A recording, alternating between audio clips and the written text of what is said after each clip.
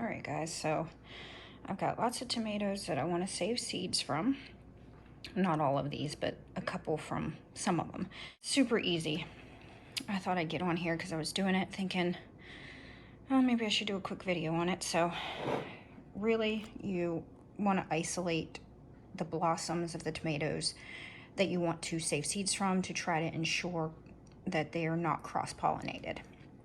So you just cover them with like a little mesh baggie, and then, you know, I think I have a video, or I was going to do a video on it, but I never actually edited it and put it up, but I'll maybe put a little clip of me. It was really windy that day when I recorded, and so you do a video and it doesn't go how you go, so sometimes you just scratch it, but I'll put a little clip of me covering up the blossoms and how you do that. But even so, you can still save seeds from any tomato. You just might possibly have, there's a chance that they might be cross-pollinated. You just have a jar and you're going to squish all your seeds into it. All right, saving seeds is pretty simple. Just make sure I'm labeling my jar here. And you're just going to squish all the seeds out into the jar. So what I like to do is I like to take off any, because I'm going to save the flesh out of the bag here. Then I'm going to save, oops, forgot to, and you just take off any, like the bottom part. I'm going to get rid of that, because I'm going to use these tomatoes in this bag to can probably spaghetti sauce. But a couple more seeds came out of that one. Don't want those mixed in. Okay. Make sure my knife doesn't have any seeds on it. I'm taking extra care because I'm hoping that there's a Facebook group that I'm on, and I want to share some seeds with that group, or trade some and share some. So you're just taking all the seeds out, putting them into the jar. And I got my scrap bowl here. This is what that is. So this one is Cherokee purple. I've got 2 Cherokee purples that I'm gonna save the seeds from. Sometimes when I'm out in the garden,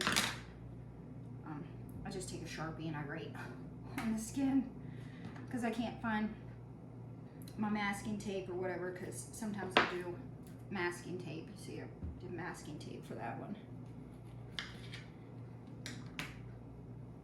Okay, so got all the yucky parts cut off the top, and then I squish all the seeds into the jar.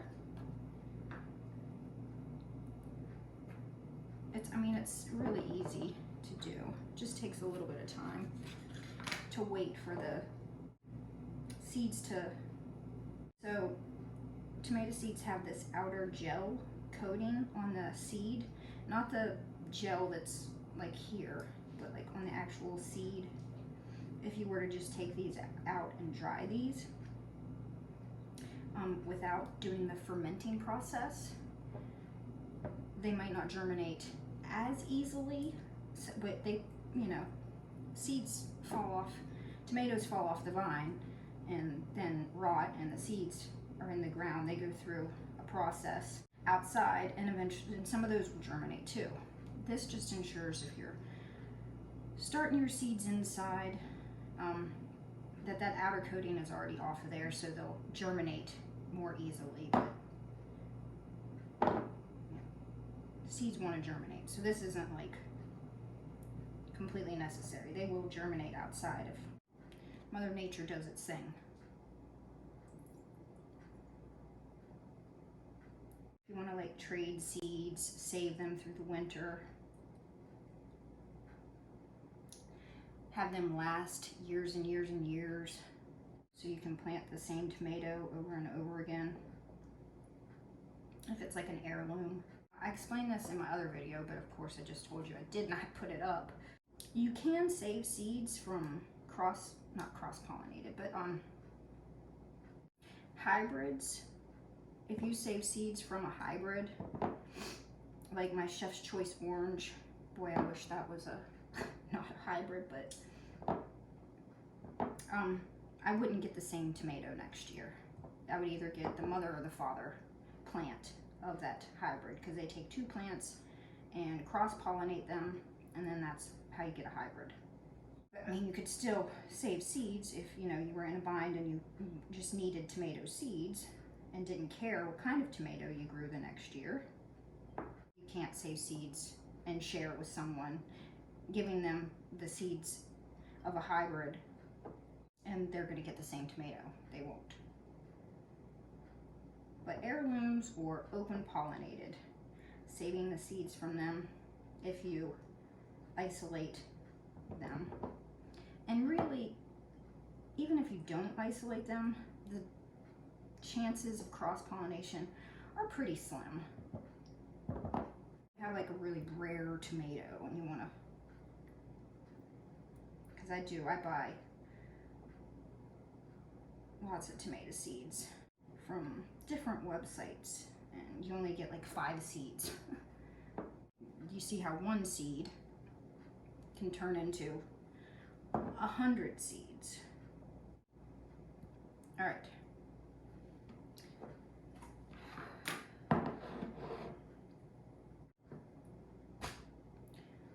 Save the flesh. And I'm just gonna make a mess on my floor here, but I cleaned it up. And scoop all those in. And then what you do is you add a little bit of water.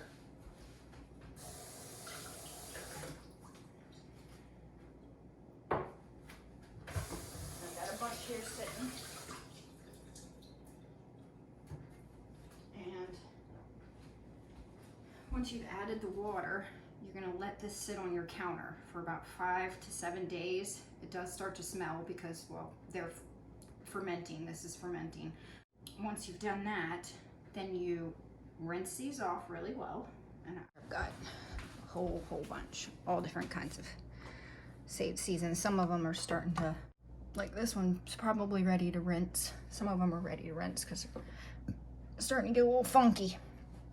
So it's a little while later in the day, and I've got this jar that looks, you know, pretty well like it's ready to be rinsed. Got a bunch of funky stuff on the top.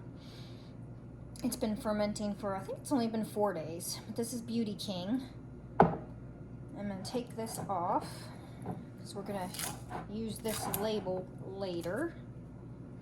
And you're just going to rinse the seeds really well. So I've got a little strainer here. I'm just gonna dump everything in.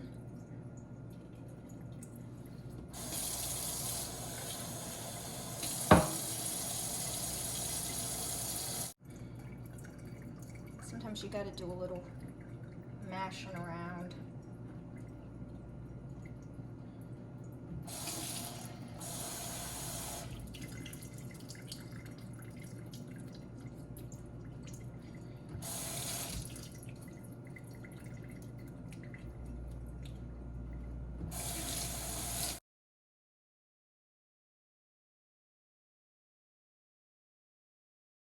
And that's what you're left with. And then you're gonna take them over. I use these little white paper plates. Just knock them onto this plate here. And then that label that we took off the jar. So I reuse these plates. Like last year, I kept seeds from Virginia Sweets, which I actually didn't get any viable Virginia Sweets tomato plants this year. Bummer, because that's a gorgeous one.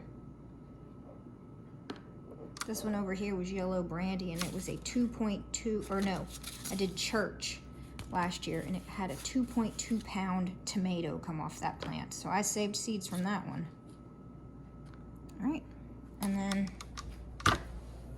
take the label. Then you're gonna let these, put these in a nice sunny window and let them get really good and dry.